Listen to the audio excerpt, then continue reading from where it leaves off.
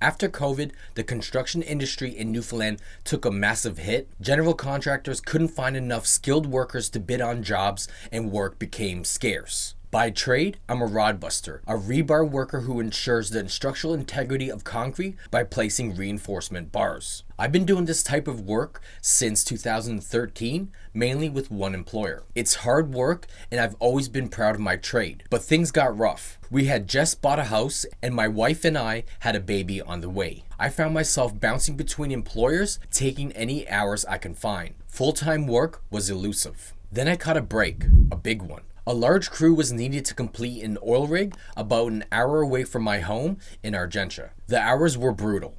I was up at 5 a.m. to make it into work by 7, and I wouldn't be home until 6 p.m., sometimes even later on those 12-hour days. The shifts were 14 days straight, followed by 7 days off. I did this for 18 months straight and managed to save about $3,500 a month. It was good money, no doubt, but I missed a lot of events and barely saw my wife and son. My wife, a civil tech by trade, wasn't able to work because childcare was a massive issue in Newfoundland. We were placed on several waiting lists hoping to find close and affordable childcare. Meanwhile, she had started a small work-from-home embroidery business using a basic $1,000 machine I bought her early on. After she got a hang of it, she started to enjoy it, so I decided to invest heavily in her business. We bought a $10,000 embroidery machine and a $2,500 hoop hat attachment, and that investment paid off. Now she's cranking out at least 2 or 3 orders every night, even attending markets and pop-up shops in the shopping mall. And the quality is better than what you would find in retail stores. Our son finally got into daycare, which freed her up, but the construction industry is still in crisis, so finding work in her field has been impossible. A couple months before I got laid off, I knew the day was fast approaching and that I myself needed a long-term plan to keep my income steady. The options? Travel out west to Saskatchewan or head to Nova Scotia. Both meant being away from my family. Saskatchewan offered 14 and 7 shifts, but with the travel, I'd only get about 5 days home. Nova Scotia was worse. 6 days on, 1 day off, meaning I'd have to live away entirely. I couldn't bring myself to take either option, but then I stumbled on a YouTube video about small town side hustles, and that's when I first heard about stump removal. After doing a bit of research, there wasn't any dedicated stump removal businesses in the whole province. Now there are some tree removal companies that offered stump removal, but it's an afterthought option that companies weren't pushing because they never had a larger profitable machine to remove the stumps or had to rent machines. So they needed a bunch of stumps lined up to make the rental worth it. I had no experience, but I knew there was an untapped market waiting to be revealed. I decided this was going to be my next move. Everything seemed to get in the way. People were discouraging me from starting the business. I don't think that's such a good idea. I had trouble getting extra provincial registration and even had trouble finding a local dealer to sell me a larger stump grinder. But eventually I found a perfect one for $42,000 sitting all the way in Truro, Nova Scotia. The problem with this is if I needed repairs done through warranty, I would need to send it back to Truro, which can be costly. I had enough money saved up and I didn't want to run myself dry, so I tried getting financing. But that fell through because the business was too new and had no contracts. I almost gave up, ready to scrap the whole thing. Then out of nowhere, I got approved for a $30,000 personal loan. She approved. Approved.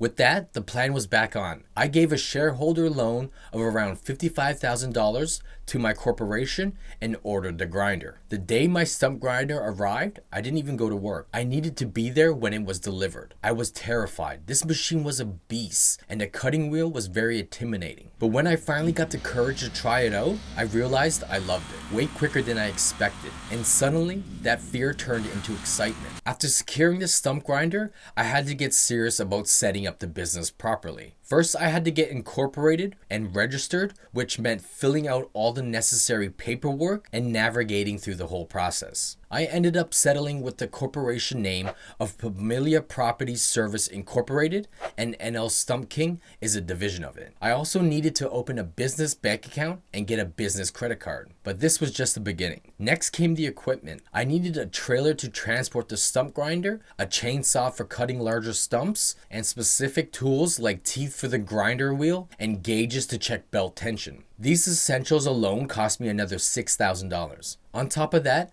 I had to think about branding and marketing. Business cards, truck decals, signs, stickers, door hangers, flyers. Every little detail was another step towards building a legitimate operation. I finally started in the beginning of September, right when the season was winding down. Summer was over and I knew things would slow down with colder months approaching. But despite the timing, I managed to grind 32 stumps in my first month and earned around $3,200. That may not sound like a lot, but when you break it down, it was only about 20 hours of actual work, earning me around $160 per hour. I couldn't think of any other job where you could make that kind of money with zero experience. Even after factoring maintenance, teeth replacements, gas, tax, and other costs, bringing the average down to about $100 an hour, it was still an impressive return on investment. Now, month 2 has been a bit slower. Calls have dropped off as expected with the colder weather creeping in. But I've got a plan. I still have those door hangers I haven't used yet. They include an instant quote so customers can know what they'll be paying before they reach out to me. I can easily think of at least 100 properties with stumps right off the top of my head. Even though business is slow now, I'm laying the groundwork for when the busy season returns in the spring. In the meanwhile, I've been juggling other income streams. I have an older YouTube channel that's been neglected recently, but it still brings in around $1,000 a month from older search-based content. That's something I'm definitely grateful for,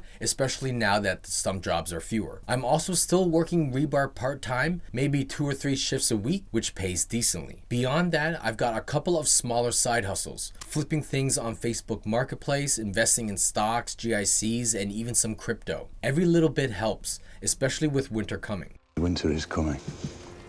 The real takeaway here is that no one is coming to save you. I needed to take action and make things happen. With just a little bit of ambition and determination, I hope to turn this business into a full-time job or even hire someone to operate my machine while I start another business venture. Till then, the spring will mean construction jobs will be starting up again. So hopefully I can find full-time work doing rebar and save all my stump work for the weekends, or hire someone to do it for me. Either way, I won't be traveling for work and I can spend more quality time with my family. Because what's the point of money if you can't spend your time with the ones you love?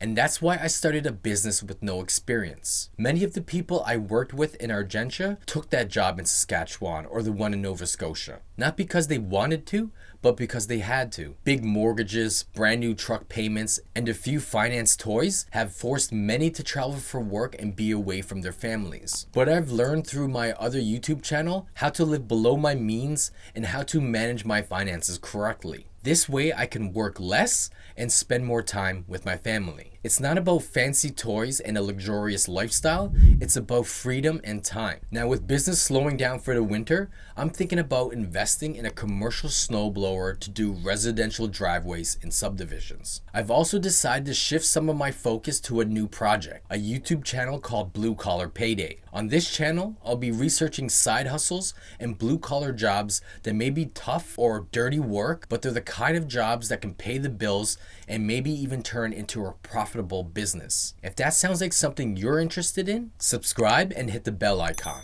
Let's start a little business together. My name is Charlie Wayne, and this is Blue Collar Payday.